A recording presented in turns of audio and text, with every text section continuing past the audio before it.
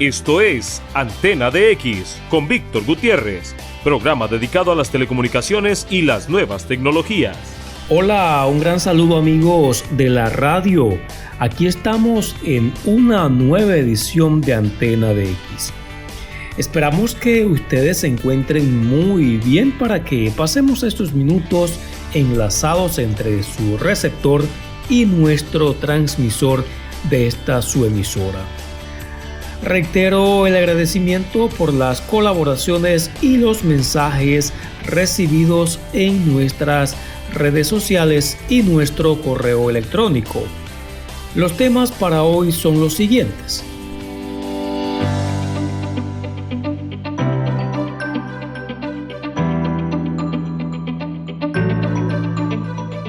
Desde España, Pedro Sedano nos trae el boletín de X de la AER, la Asociación Española de Radio Escucha. De igual forma, Luis Zaragoza nos estará hablando de la radio de los mil tiempos. No puede faltar noticias y comentarios. El pasado 13 de febrero se conmemoró el Día Mundial de la Radio, fecha en que se creó en 1946 la Radio de las Naciones Unidas. La conmemoración de 2024 se enfoca en la memorable historia de este medio, su poderoso impacto en la sociedad, su valor democratizador de la información y la promoción de la libertad de expresión.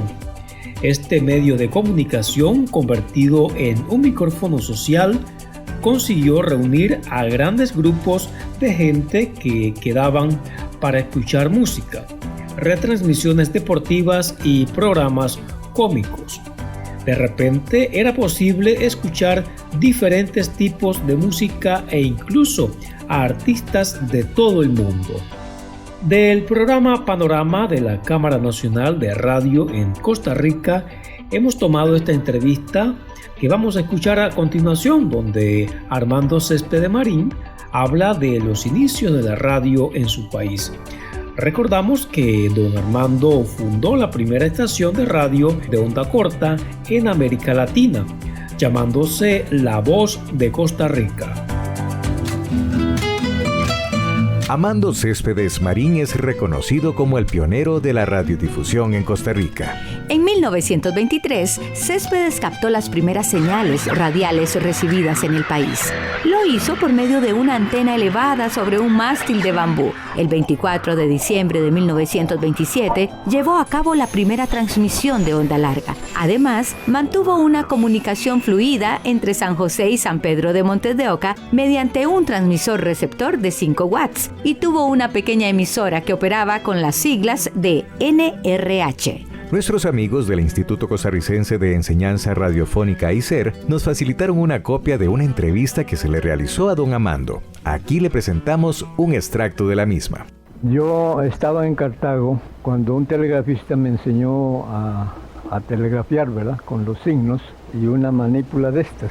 Y entonces yo, leyendo un periódico de los Estados Unidos que me habían mandado, el Herald, había allí un esquema para hacer una estación de radio estilo Edison. Entonces me puse a estudiar el telégrafo y hice un arrollado, ¿verdad? Y unas pilitas, y entonces me vine para Heredia y allí comencé a ver cómo se hacía. Y don Fidel Tristán me ayudó a mí para conseguir esas piedras imantadas que hay por aquí en Escazú, ¿verdad? Y fuimos allí, conseguimos una, y esas eran las emanaciones que producían la manípula eléctrica de telegrafista, ¿verdad? Y entonces cuando ya yo tuve eso, ya comencé a telegrafiar, y entonces dije aquí, Heredia, Costa Rica, por si acaso hay algún radiotelegrafista que me escuche. Aquí la NRH Heredia, Costa Rica. En esta conversación, don Armando Céspedes comenta la comunicación que sostuvo con el experimentado almirante Richard Evelyn Byrd. Y estaba yo haciendo esa cuestión cuando oigo NRH, Costa Rica, aquí Polo Sur. Y yo digo, bueno, el que se esté burlando de mí, de los muchachos que yo les he hecho estaciones para que transmitan en telégrafo, vayan a la porra, le digo, porque a mí no se burla nadie. Y lo dije en inglés también. Y entonces responde, no, dice aquí el almirante Byrd hablándole, llamándole, yo quiero hablar con usted. Y le digo, mire, si usted es el almirante Byrd, yo conozco cómo son los pingüinos, porque allá en Nueva York hay un parque zoológico y allí hay unos pingüinos y yo sé cómo grajean. Así es que ve a ver si puede conseguir algunos allí, y entonces los pone al micrófono. Dice un momentico, en inglés. Y tal vez no tardó ni un minuto, porque los animalillos esos están allí, ¿verdad? Y ya cogieron quién sabe cuántos y se vinieron al micrófono, y era una bulla. ¿Cuánta frecuencia tiene usted y cuántos vatios? Y le dije yo, mire, yo tengo 7,5 vatios. No puede ser, dice, porque yo no puedo ir a Schenectady ni a Pittsburgh, que tienen 50,000 vatios cada estación. Le dije yo, pero comandante, ¿usted sabe algo de radio o de ondas o de cosas? No, yo no sé nada. Como indicamos, don Amando Céspedes creó la estación de radio NRH, la cual fue una de las primeras en todo el mundo. Cuando yo hice la primera estación de radio de onda corta, le dije, mira, le digo, ya yo compuse la bobina aquí y todo eso, pero yo tenía una cría de gallinas en el fondo de la casa, 50 varas de donde yo tenía la estación, 50 varas en el mismo patio. Te voy a poner la estación de radio, es decir, la receptora, allá en el gallinero. Y entonces tú me vas a contestar la pregunta que yo te hago. Me dice, bueno, ya fui allá y ya me volví. Entonces le dije, mira, ¿cuántos huevos han puesto las gallinas? Me dice, solo 2. Le digo, bueno, ya es suficiente, pero tráete los chunches y vení para acá. Si a 50 varas, sin antena, me oyó ella y me contestó, yo dije, ya está, la radio.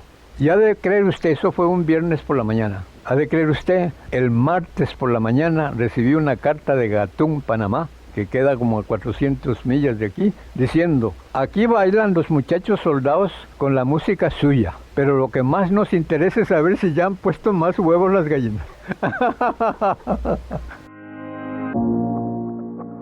Muchas gracias a los amigos del ICER, en especial a su director, el periodista Ronald Cubillo Burgos, por compartirnos este material tan valioso que hoy, en el Día Mundial de la Radio, lo presentamos. Muestra de lo poderoso que ha sido este medio de comunicación a lo largo de la historia de la humanidad y donde nuestro país, de la mano de don Amando Céspedes Marín, tiene un papel muy relevante.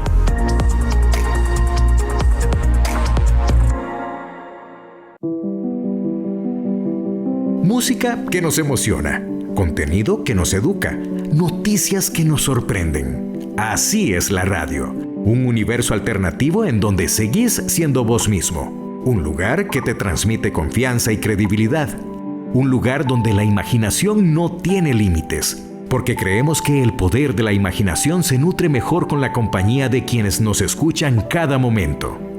Gracias a vos por ser parte de este universo alternativo en donde el cambio es la única constante.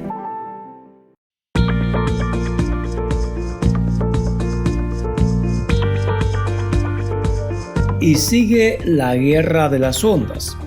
Mientras las tensiones este y oeste se intensifican con Rusia, Guía de la Radio nos recordó un momento de la guerra de las ondas y espionajes de la Radio Liberty y Radio Free Europa. Fue en 1970 cuando el portavoz de Radio Liberty alertó a la dirección del Comité de Radio Libertad en Nueva York sobre la presencia de 2 barcos rusos en el puerto español de Palamo. Esto fue a pocas millas del gran centro de radiodifusión de Radio Liberty en Playa de Pals. La CIA entró en acción y preparó un documento titulado Contacto soviético con empleados de Radio Liberty. ¿Por qué es este desastre de limpiezas? Algunos empleados de origen ruso que pertenecían a la estación estadounidense fueron vistos en varios bares de la ciudad acompañados de marineros, bebiendo excesivamente con los técnicos en el centro. Aparentemente, los empleados de Radio Liberty habían invitado a los miembros de la tripulación a casa y organizaron tours por diferentes ciudades de la zona. Uno de los empleados de Radio Liberty admitió que los miembros de la carga lo habían interrogado. El informante de la CIA advirtió que el personal de Radio Liberty es un claro blanco de los rusos y advirtió contra los intentos de estos contactos con el personal a favor de los servicios soviéticos. Ante el silencio de las autoridades españolas que habían sido informados del hecho, el diputado del presidente norteamericano Richard Nixon recomendó al representante de Radio Liberty informar al Ministerio de Información y Turismo español, del que dependía la emisora. Dada la posibilidad de que los empleados de Radio Liberty pudieron invitar a los soviéticos a visitar las instalaciones, el director de la estación fue informado de que no se permitiría a los soviéticos entrar en la estación. Para aquellos que no conocían este periodo, hay que decir que Radio Liberty en Playa de Pals fue la estación más potente del mundo. Contó con transmisores de 250 kilowatts que podían acoplarse a voluntad para desarrollar poderes de 6 por 250 kilowatts o 2 por 250 kilowatts u otros 2 por 250 y 1 por 1000 kilowatts. Las antenas que transmitían propaganda a las repúblicas de la URSS se localizaron en Playa de Pals, en el terreno de 33 hectáreas. Tras el final de la URSS, cerró el centro de transmisores en 1995. En el 2006, las antenas fueron dinamitadas y el sitio fue dejado a los vándalos. Varios proyectos para convertir los edificios del complejo de Radio Liberty, que tienen una superficie de 5.400 metros, han fracasado, víctima de rivalidades entre Madrid y Cataluña. Recordemos que hace unos años Cataluña declaró la independencia de España, pero esto no se logró consumar. Es momento de ir a España. Pedro Sedano está preparado con el informe de X de la AER, la Asociación Española de Radio Escucha. Adelante, Pedro. Estimados oyentes de Antena DX, sean bienvenidos al informe mensual de la AER. Antes de empezar con las noticias, les recordamos que las frecuencias que citemos son kilohercios, mientras que las horas son UTC, es decir, están referidas al tiempo universal coordinado. Además, deletrearemos parcialmente algunos email usando el alfabeto internacional de deletreo. Ahora sí, comenzamos. Pues desde el pasado 1 de enero, KBS World Radio de Corea del Sur tiene un nuevo esquema de emisiones en español, de 0100 a 0200 en 11.880 hacia América del Sur, de 0200 a 0300 en 15.575 hacia América del Norte, de 11.00 a 12.00 en 11.795 hacia América del Sur, y por último hacia Europa, África y Oriente Medio, de 17.00 a 18.00 en 9.740. Los informes de recepción se pueden enviar al correo que deletreamos a continuación: Sierra Papa Alfa November India Sierra Hotel @Kilo Beta Sierra Charlie Oscar Kilo Romeo. Por su parte, Radio Tailandia emite diariamente en inglés programas de media hora a las 0000 y a las 0200 en 13.750 hacia América del Norte, a las 0500 en 17.640 hacia el oeste de Europa, a las 12.00 en 9.385 hacia Australia y por último a las 18:00 y 18:30 en 7475 hacia el oeste de Europa, siempre con una potencia de 250 kilovatios. Se pueden enviar los informes de recepción al correo que deletreamos parcialmente: Romeo Tango, Hotel Whisky, Oscar Romeo, Lima Delta, Sierra Eco, Romeo Víctor, India Charlie Eco, @gmail.com. Radio Free Asia anuncia su nueva tarjeta QSL, la número 84, que conmemora el Año Nuevo Chino dedicado al dragón. Esta QSL confirmará los informes de recepción correctos hasta el 30 de abril de 2024. Se agradecen y solicitan informes de recepción en el correo qsl@rfa.org. Y para quienes quieran conocer el esquema completo de transmisiones de la emisora, visiten su página web www.rfa.org.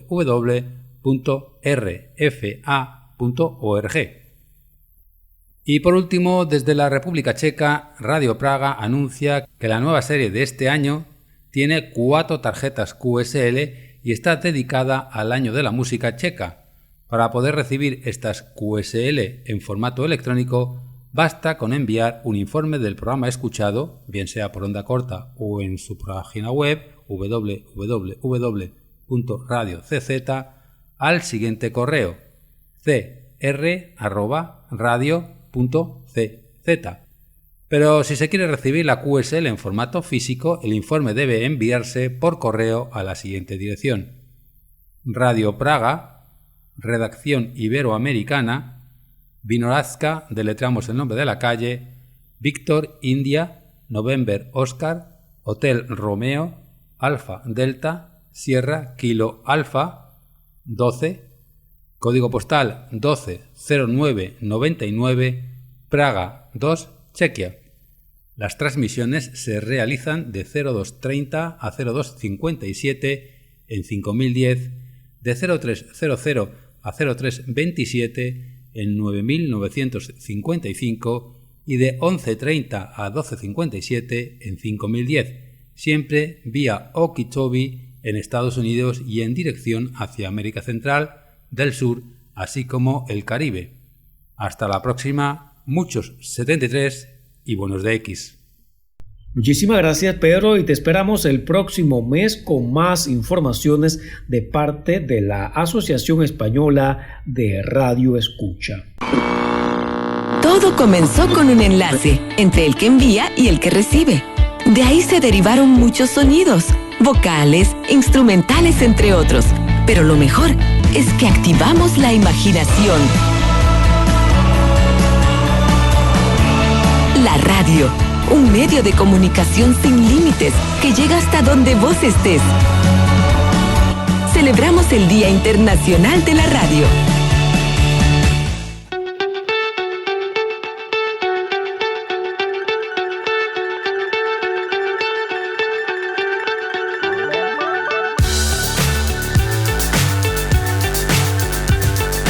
Amigos, presten mucha atención. Les traigo frecuencias de emisoras en onda corta, así que vayan buscando lápiz y papel para que usted pueda captar estas emisoras que están transmitiendo en onda corta y tal vez usted no ha tenido todavía la oportunidad de sintonizarlas. Vamos a iniciar con La Voz Alegre vía Madagascar. Esta emisora transmite en los 6180 kHz de 02 a 03 y de 03 a 04 tiempo universal coordinado. Esto diariamente, con 100 kilowatts de potencia en antena. Hasta el 30 de marzo se mantiene la frecuencia de 6180 kHz. Han agregado nuevos programas de radio y emocionantes programas tanto a la transmisión de radio en español de media hora como a la de una hora completa. Comenzarán a emitirse en la primavera de 2024. Radio Vaticana en 7305 kHz se le puede escuchar de 01:30 a 02 tiempo universal coordinado y de 12:30 a 2:45 hora UTC vía Greenville. Por acá tenemos La Voz de Turquía. Nos dice que del 29 de octubre de 2023 al 31 de marzo de 2024 estarán transmitiendo en la frecuencia de 9495 kHz de 17:30 a 18:30 tiempo universal coordinado para España y Europa. En los 7265 kHz de 02 a 03 tiempo universal coordinado en español, francés para América Central. Y en los 7280 kHz de 02 a 03 para España, Portugal y América del Sur.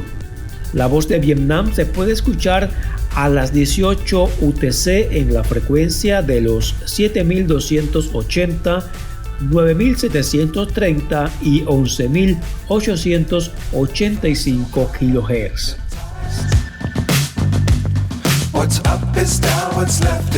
Amigos y amigas oyentes, recuerden que este programa usted también lo puede sintonizar en nuestro canal de YouTube, buscándonos como Antena DX.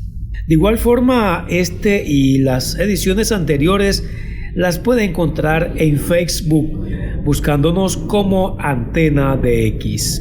Nuestra dirección postal, apartado 0857 00107, zona 14, Panamá, Centroamérica. Nuestro correo electrónico es lachispaestereo@hotmail.com. La radio de los 1000 tiempos. It's early morning along the rugged Costa Brava, the Mediterranean shore of Spain. Estamos en 1965. El documental que se escucha acaba de mencionar la Costa Brava, pero no es un reportaje del Ministerio de Información y Turismo para atraer extranjeros a nuestro país. Es un documental propagandístico sobre la labor que llevaba a cabo por entonces cada día Radio Liberty, y las instalaciones que los norteamericanos habían puesto en marcha en la playa de Pals, en Girona, eran fundamentales para esa labor.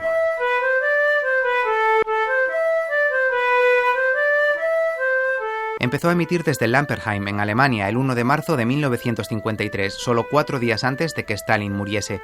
Hasta 1959 se llamó Radio Liberation. Seguía los pasos de Radio Free Europe, que emitía hacia la Europa del Este. Radio Liberty tenía como objetivo la Unión Soviética.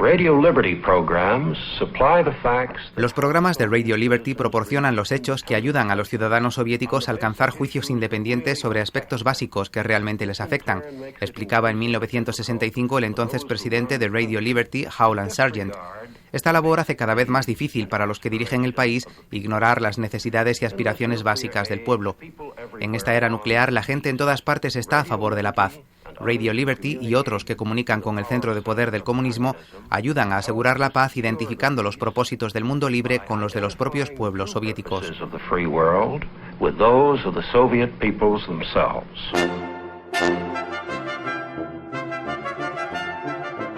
El primer transmisor que se utilizó fue de baja potencia y eso hacía muy fácil interferir Radio Liberty. Dicen que la Unión Soviética tardó solo 10 minutos en empezar a hacerlo.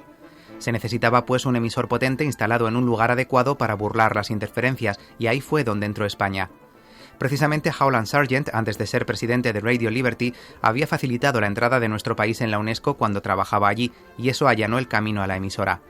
Gene Sosin trabajó en Radio Liberty y escribió su historia. Sargent recibió una nota personal de Franco agradeciéndole su papel en que España fuera miembro de la UNESCO. Guardó esa carta hasta que fue a España y solicitó una audiencia con Franco para tratar de convencer al gobierno español de vender o alquilar una propiedad en la Costa Brava. La playa de Pals, en Girona, era un lugar perfecto, una zona con pocos árboles, lejos de cualquier área habitada, a la distancia correcta de la Unión Soviética y sobre todo frente al mar, que reflejaría las ondas aumentando considerablemente su propagación. En 1958 se compraron los terrenos y el 23 de marzo de 1959 comenzaron las emisiones. Así que durante años se vivió la paradoja de que los norteamericanos irradiaban mensajes de libertad hacia la URSS desde una España bajo la dictadura de Franco. En nuestras emisiones siempre fuimos muy sensibles con lo que decíamos sobre España. Por supuesto, hablábamos de ella, pero no queríamos chocar con su gobierno, así que había un delicado equilibrio.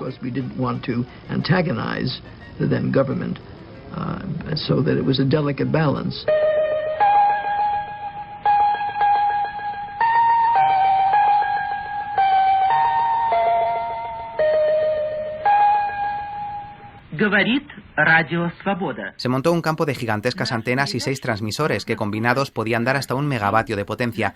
Las emisoras más potentes de Estados Unidos en la época tenían solo 50 kilovatios. Gracias a otro transmisor instalado en Taiwán se podía cubrir hasta el 90% de la URSS. Desde PAL se emitían 17 lenguas, 262 horas cada día por 26 frecuencias.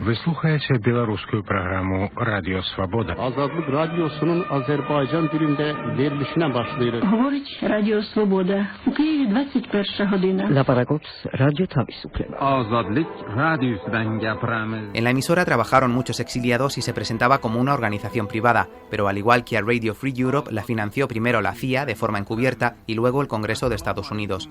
Contaba lo que pasaba en el mundo y sobre todo en el interior de la Unión Soviética, pero también era un órgano de propaganda que difundía el cine, la música, los hábitos alimenticios, la moda y los valores norteamericanos. Grandes figuras del jazz como Louis Armstrong incluso actuaron para Radio Liberty y le enviaron sus saludos. Louis Armstrong por Radio Stancy.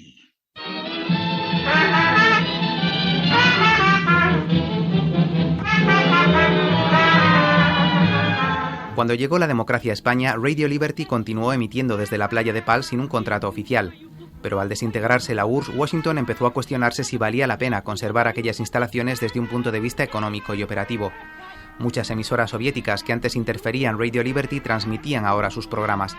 Finalmente, el 25 de mayo de 2001 los transmisores fueron clausurados y el 22 de marzo de 2006 se demolieron las antenas, desapareciendo del paisaje aquel vestigio de la Guerra Fría.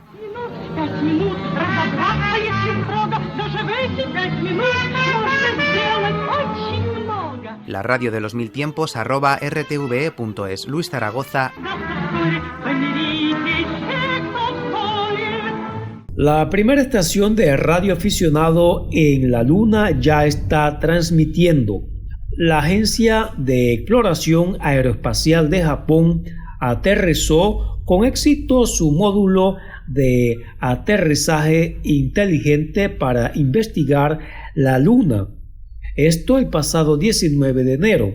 Justo antes del aterrizaje, lanzó 2 pequeñas sondas de superficie lunar. Estas sondas recopilan datos mientras se mueve sobre la superficie lunar y recibe los datos.